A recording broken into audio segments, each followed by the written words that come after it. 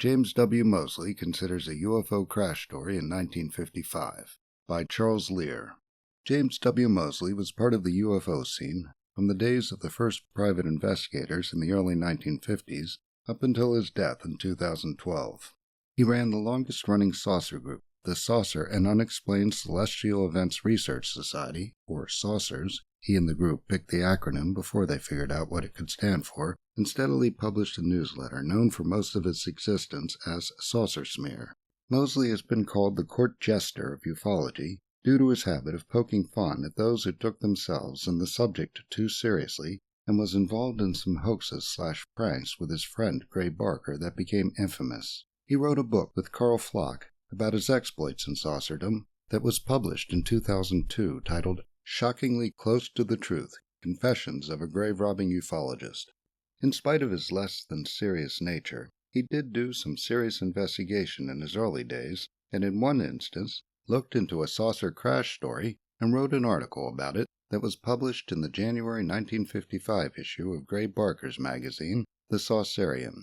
While Moseley came across the story only a few years after the news came out that the Army had recovered a disc at Roswell, that story went away after it was announced to the press that it was a weather balloon, and only came to the attention of ufologists in the late 1970s after Stanton Friedman resurrected it.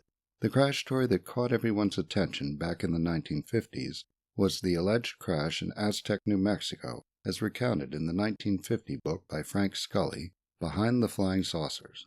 While that story was discredited, in the article by J.P. Kahn, The Flying Saucers and the Mysterious Little Men, in the September 1952 issue of True magazine, it got rumors circulating that the U.S. government had saucers and alien bodies in its possession that it wasn't telling the public about, and this story is possibly a product of that. The headline of Moseley's article reads, Who's Lying? The Wright Field Story. According to Moseley, he received a letter in April of 1954, in which the writer offered the opinion that the U.S. Air Force was holding a saucer or parts thereof at Wright-Patterson Field. According to the writer, his opinion was based mainly on the testimony of a woman who said she was a whack at Wright Field in the fall of 1952 during a red and white alert, which is issued when a base is under threat of aerial attack, which in this instance lasted 2 weeks. According to the writer, the woman learned that a saucer had been brought to Wright and she saw a photo of it. The alert was out of fear that the captured saucer had sent a transmission and that there would be an attack. The writer wasn't sure but thought the saucer might have been recovered near Columbus, Ohio. Moseley wrote that he'd been making an intensive investigation of saucers for almost a year when he got the letter and had come across rumors, some stranger than this one, concerning captured saucers with little men from outer space found in them. Other rumors that Moseley includes are that an anthropology professor from Columbia went to examine the bodies, that a man in Florida talked to a man who knew of a man who drove an army truck carrying a saucer that had crashed inside a nearby military base, and that a doctor had examined little men in a New York City funeral parlor. According to Moseley, the rumors were uncheckable or without evidence or were outright hoaxes. He attributed such tales as coming from Scully's book and tells the reader that after the True magazine article, as of April that year, he was of the opinion that the U.S. government had no material evidence of the existence of saucers. Although the letter about the woman at Wright Field didn't impress him much, he visited the letter writer, whom he refers to as Mr. X, at his house and heard a tape of the woman, referred to as Miss Y, telling her story. According to Moseley, her sincerity impressed him, and he decided that here at last was something concrete concerning captured saucers. Moseley wrote that he managed to locate Miss Y with only her first name and 3 or 4 other facts about her, and that story would make an interesting article in itself. He interviewed her and got her story, as opposed to Mr. X's version of it, and discovered she did not work at Wright-Patterson, but at another base in the region. She was not a whack, but was a civilian Signal Corps employee working for the Army and the FBI, and worked the night shift at a teletype handling messages and a variety of classified material. Moseley then presents Miss Y's story. According to him, she walked into a photo lab run by an Army photographer referred to as Mr. Z, who was developing prints, around a dozen of which were of a saucer. Moseley then presents Miss Y's story. According to him, she walked into a photo lab run by an Army photographer, referred to as Mr. Z, who was developing prints, around a dozen of which were of a saucer. Mr. Z showed her the photos and said he'd taken them during a special assignment to photograph a saucer that had crashed to the north of the base. A few days later, messages came through her station saying that the saucer was being taken through the base under heavy guard on the way to Wright-Patterson. She said that she and others in the communications building were informed of the red and white alert at this time.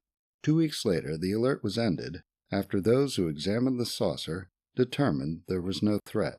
Miss Y and a handful of others were among the few who were aware of the threat, let alone the reason. Miss Y described the saucer she said she saw in the photos as 30 feet in diameter. She said it seemed to be made of metal pieces that were riveted together. There were no windows visible, but she heard there were windows made of one-way glass that couldn't be seen from the outside. She said that government scientists had a hard time getting into the saucer and that it was made of, in Moseley's words, one or more alloys not found on this planet. There were no creatures found in this saucer, but she'd heard there were 5-foot-tall humanoids found in others.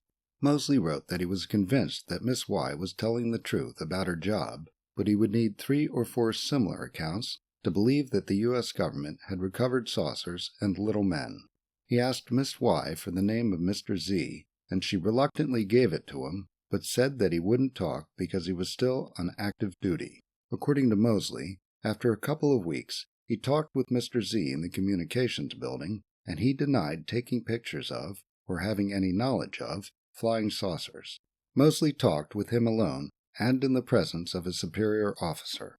The men told him that Miss Y did work at the teletype, but didn't handle highly secret messages except when they were coded, and decoding them was not part of her duties. They said that Miss Y was upstanding and efficient, and they couldn't understand why she would lie about the saucer.